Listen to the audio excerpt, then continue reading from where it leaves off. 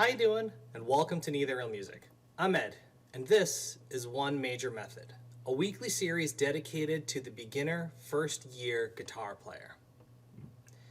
Today we're going to be looking at chords in the key of G, a 1, a 4, and a 5. But before we do that, please remember to subscribe and check the bell for notifications so you know when your next lesson is coming up. 1, 4, and 5 refer to the chords G, C, and D within the key of G major. Before we get into the chord change, let's talk about the chords themselves. These chords are going to take place on strings 1, 2, and 3. So you can ignore strings 6, 5, and 4. As you get more comfortable with playing, the chords will become bigger and we will include more strings.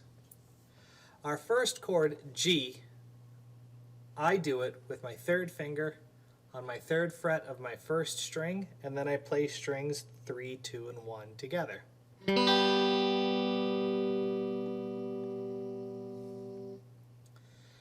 My next chord, C, I put my first finger in between strings 1, 2, and 3, so it goes on string 2 on fret number 1.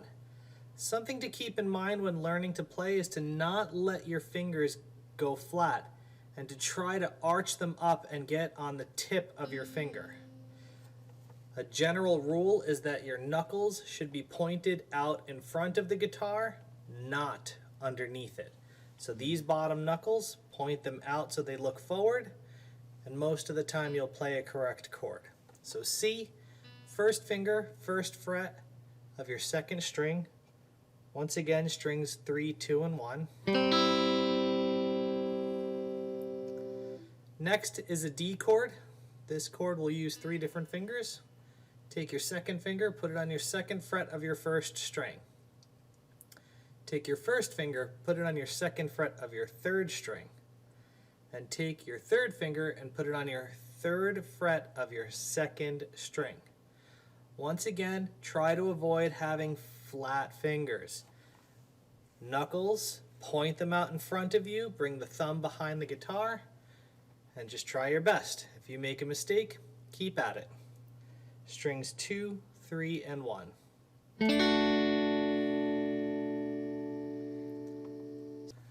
So let's review this. G is done with our third finger on our third fret of our first string. C is done with our first finger on our first fret of our second string. And D is done with our second finger on our second fret, first string, first finger on our second fret, third string, and third finger on our third fret, second string.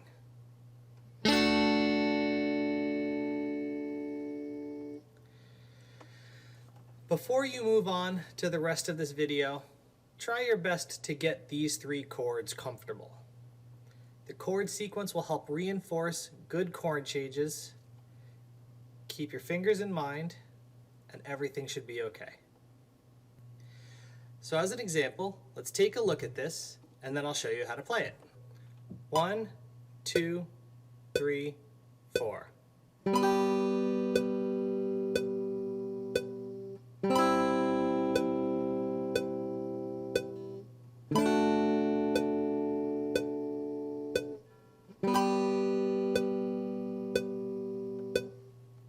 When learning to work on chord sequences, the biggest thing I see happen is anxiety set in when people feel like they're falling behind their chord changes. This is usually because they're trying to catch up to either a song they're working on or a pattern that they're working on, versus slowing it down to match what they're capable of. I'm going to give you a series of 3 different exercises so that you can find comfort in learning this. We'll start by changing the chord only on beat 1. Then we will change the chord on beat 1 and let it ring completely through beat 2. Do the same thing but let it ring through beat 3. until we get to the example that I would like you to get to, which is playing it as a whole note. So let's get started. Example 1, we're playing only on beat 1, and it won't matter if it's silent through beats 2, 3, and 4. 1, 2, 3, 4.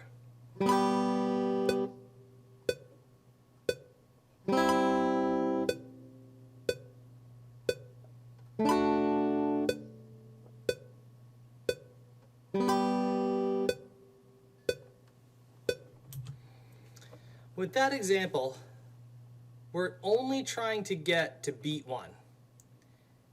If it gets quiet, it sounds wrong, don't worry about it. You have beats 2, 3, and 4 to change your fingers for the next chord. Allow mistakes to happen, don't stop, and continue to play through the sequence that you would like to work on. For our next example, we're going to play on beat 1 and let it ring through beat 2. Now you're only going to have beats 3 and 4 to change your chord. If you find that you're not comfortable with this, go back to the first part of this and just continually repeat that section. 1, 2, 3, 4. 1, 2, 3, 4. 1, 2, 3, 4. 1, 2, 3, 4. So as you can see, by allowing the chord to ring just a little bit longer, we give ourselves less time to change the chord. Next example will be 1, 2, and 3, all ringing, only giving us beat 4 the opportunity to change. 1, 2, 3, 4. 1, 2, 3.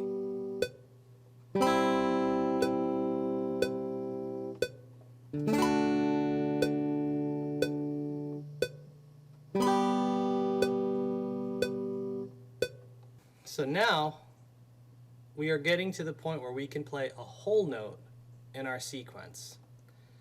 This chord change is the most difficult. It provides us with the least amount of time to change from one chord to another. Spend a lot of time working on building up to this.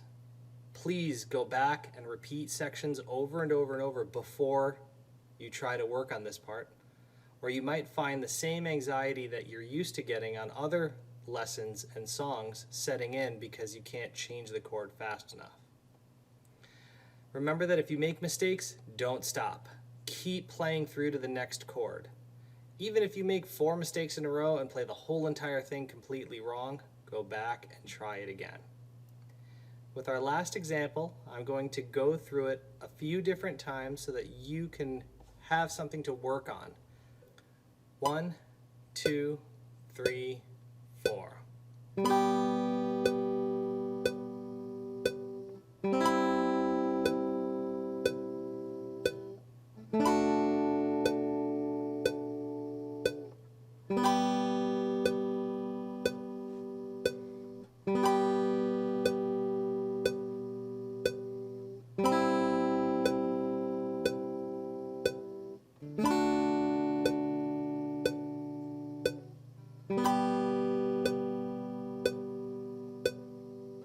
So there you have the sequence happening 2 times to give you an opportunity to play through it.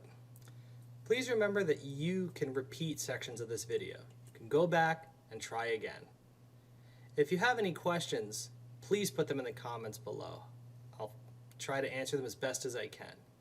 Remember to subscribe and ring the little bell if you enjoyed this lesson. Good luck and good practice.